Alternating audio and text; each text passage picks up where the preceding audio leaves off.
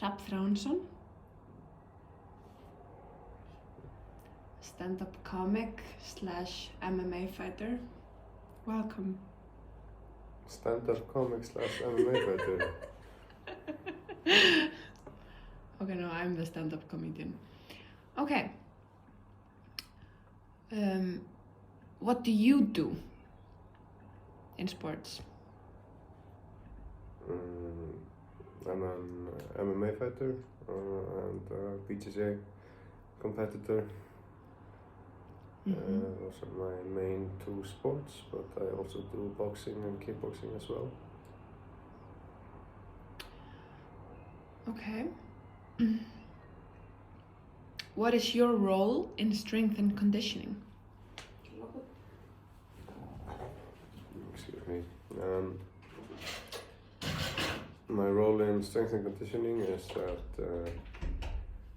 I take athletes and or other people who train at my facilities, which is a martial arts gym named Reykjavik MMA, and create individualized strength and conditioning programs for them.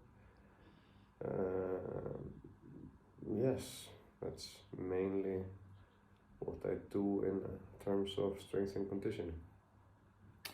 Okay. How long have you been in the field? I've been coaching full-time for the past 5 years probably, and after I graduated the University of Iceland with a degree in health and sports sciences. What is unique about where you are in terms of strength and conditioning? Well, what is unique about it is that I mostly train people for martial arts, and which is a pretty complex sport in terms of movement and requirements for like sport-specific movements and planes of motion that people are moving in. So you have to be pretty creative when it comes to some of these. When it comes to programming, because most sports are pretty much dominantly sagittal or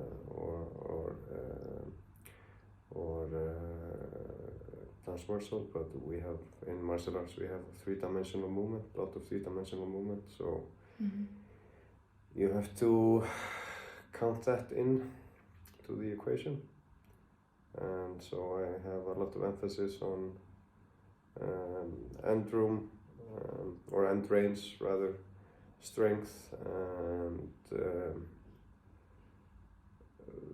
sort of preparing people for perhaps a bit more awkward positions than in other sports, if that answers your question. What a great answer. Thank you. You're welcome. What experiences, courses, etc. did you find valuable in attaining your current position? Well, just being a lifelong athlete is probably one of the biggest assets that you can have, and just a general underlying understanding of movement and how your body works. But apart from that, as Forby mentioned, I finished a bachelor's degree in sport and health sciences from the University of Iceland, and there was a plethora of courses there that really helped, along with some excellent teachers. Specifically a strength training course that was 2 years, which gave me a very fundamental understanding of strength training and how to program it. as well as physiology, and to go a little bit deeper into the workings of the body and muscles. So yeah, mainly those two courses, but then again, when it comes to coaching, there is a human factor. You can know a lot of stuff, like concrete stuff about how the body works and how to program for different athletes, but there's a human factor, and you have to be able to have people understand what you're talking about and why they should listen to you. It's not enough just to wave your degree at them. You have to sort of know how to reach people and how to get them to understand, because people don't learn in the same way. So there's that factor as well. So there was a psychology course as well that I took there, which I thought was very helpful, along with just following different strength coaches around the world through the internet. Nice. Yeah. Okay. How is compensation determined? I'm guessing you're talking about monetary compensation. That has just,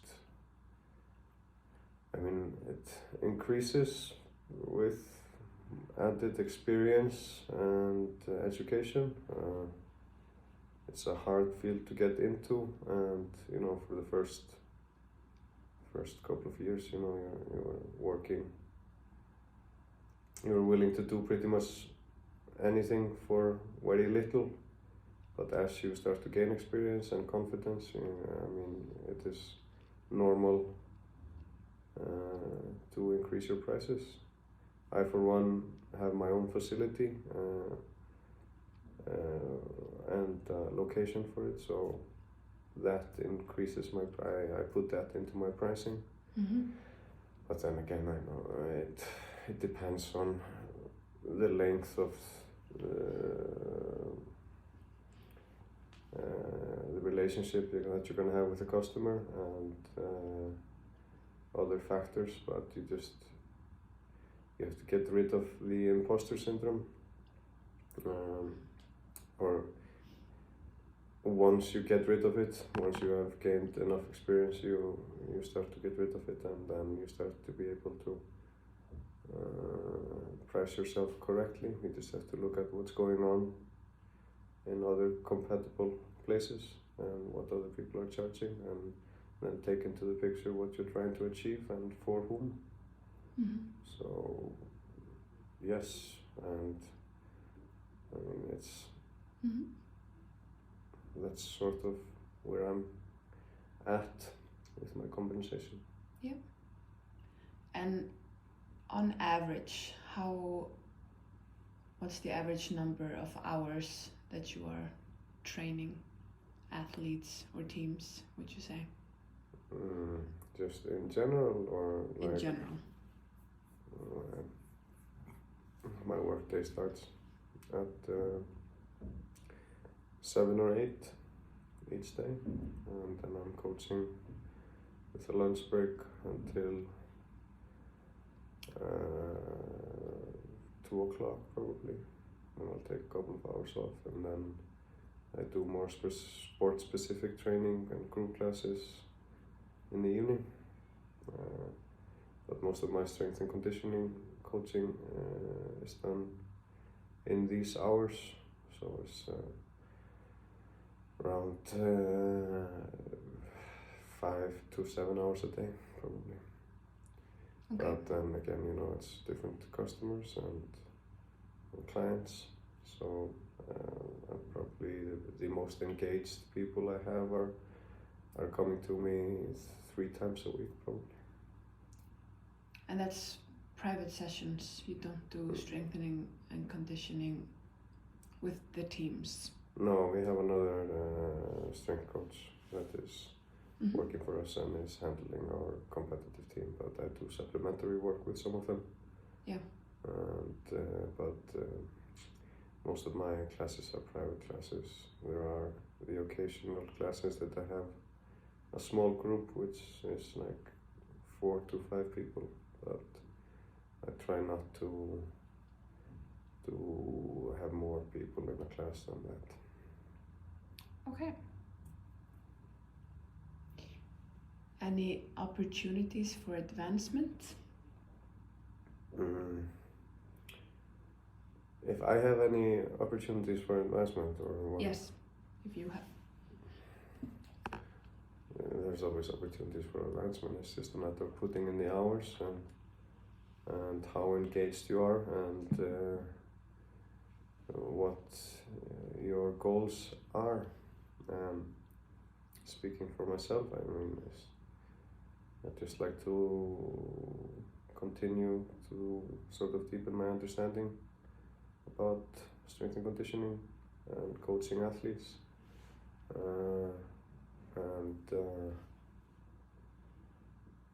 Yeah, seeing that I own my own company where I work, there's maybe not a lot of opportunities for advancement, but I could very easily add more clients and focus more on strength and conditioning if I would want that. Mm-hmm. Or I could take over the role as the head strength and conditioning coach for our competitive athletes. But at the moment I'm also an athlete myself, so my focus is split a little bit. Mm-hmm. So, but perhaps as I get older I will focus more, or not perhaps, that is probably eventually going to happen, and then I will change my role into becoming more of a full-time coach. I'll focus more on that, so then I will have more time and more energy to put into my clients and team members. Okay. What is the one quality you feel is most important for a strength coach?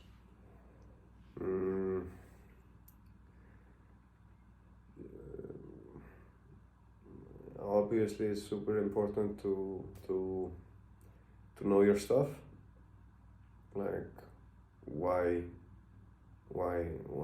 we do what we do in terms of strength training and conditioning. But all of that, I mean, you can be the best student, you can have the highest grade when you graduate, but if you don't have people skills, mm-hmm. you're done for. You're not going to make it in this game, and that is a factor that I think maybe a lot of people lack, or they don't account for it when they start mm-hmm. doing this, because you're working very closely with people, you're spending hours upon hours with them consistently, so you have to be able to relate in some way. Of course, there are clients that don't really care about, having a great relationship with their S&C coach.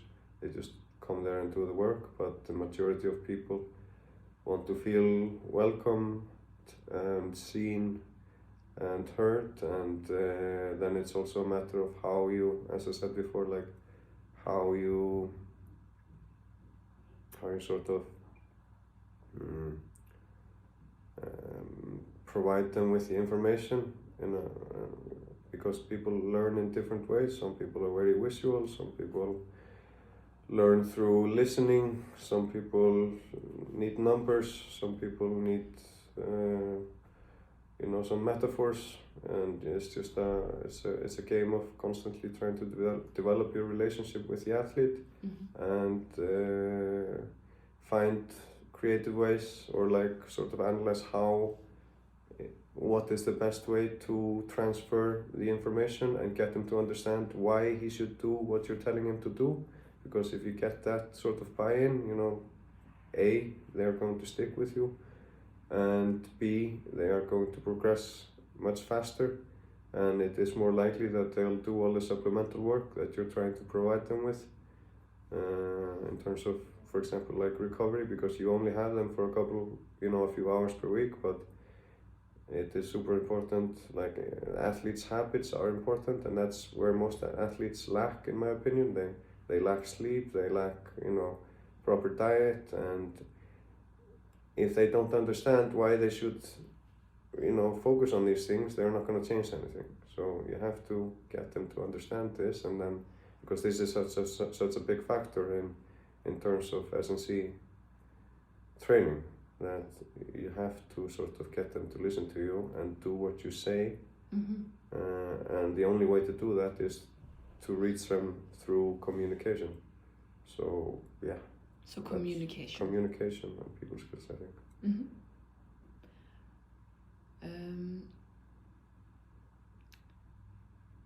Is there something you wish you knew when you had your first job in S&C? There's a lot of things I wish I knew when I first started that I didn't know. But yeah. So the answer is yes. There is a lot of stuff, but mostly,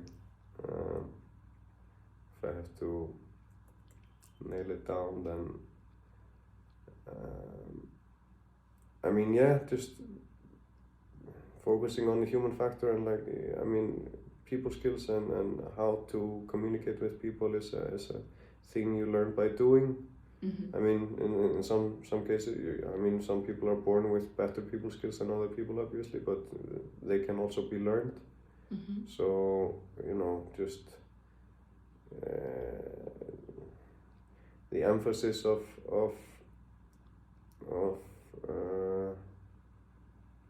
listening to your clients and sort of trying to figure out what kind of people they are and what they are looking for in terms of a strength coach, and if there is a common ground between you, because you're not going to be able to work with everyone. Some people are just not compatible, and then it's better for both individuals that they'll train elsewhere instead of trying to force some professional relationships with them. And that's completely normal, and there's nothing wrong with that. And you're both, because then you're saving time, your time and your client's time. If you just sort of establish that from the beginning. That's at least one of the things that would have been nice to know. The second is pricing. Just you are doing work and you should get paid for it, and I think that's a subject that a lot of people don't take. For some reason there is everybody agrees that you should pay for the services you get. You go to your hairdresser, you pay him or her, and you go to your mechanic, you pay him or her. But when it comes to coaching, things can get weird for some reason. It's people don't take it seriously or something, and plus a lot of athletes are pretty broke, so you just have to deal with that. But be adamant with your pricing, figure out beforehand, be professional about it, and be ready to answer questions in a determined way when it comes to pricing. Don't leave it floating and up in the air. Just be upfront about what kind of a business transaction is going on, and that will solve and spare you from a lot of future troubles. Good answer. What is your vision for the field in 5 years? There is strength and conditioning, people are starting to realize that this is an actual field that should be taken seriously, and it's also a field that it's not. It doesn't just revolve around professional athletes or high-level athletes, and I think strength and conditioning coaches, they should look at that and they should see those opportunities, because strength and conditioning is one of the main bases for longevity, for example. So there's a huge market for it, but we have to get people to understand why they should do this, why they should come, why they should invest in themselves, because that's essentially what you're doing. You're investing in your future self and your health. and your quality of life. And I think, I mean, that is happening at the moment, and like the field has been growing a lot just in the past like 5 years, and I think it's going to continue to grow. But I would like to see people and the field sort of recognize that we are not just there for professional athletes or Olympians. We are there for your everyday person and just normal people that want to improve their lives and be able to stay active and healthy throughout their lives. So I guess. It's a beautiful vision. Thank you. Do you have any tips or advice for students in the course as they plan for their future in strength and conditioning? Or maybe you just answered that question. I think I kind of answered it like Yeah. Earlier in the question before the last question. Mm-hmm. But yeah, just continue to educate yourselves. You're not done. You're not fully educated when you graduate now. You have to keep on keeping on. You have to continually, stay up to date with what's coming out, because research is being done now more than ever in this field, and they are continually figuring new stuff out. I mean, a lot of the stuff that I learned in school when I graduated, 6 years ago, is outdated even now, or it was being proven wrong with new research when I was in school, and that it's important to stay on top of what's going on, because it's super easy to just get complacent and I'm done studying, I know everything, and this is the only thing I'll provide for the rest of my career, and it's a sad outlook for a strength and conditioning coach. So just stay up to date, stay interested. It will also keep you motivated and engaged in the field. Thank you. You're most welcome. And now you can sing a song of your own choice. Thank you. I've been waiting for this moment the entire interview. Okay, thank you so much. You're welcome. Good luck.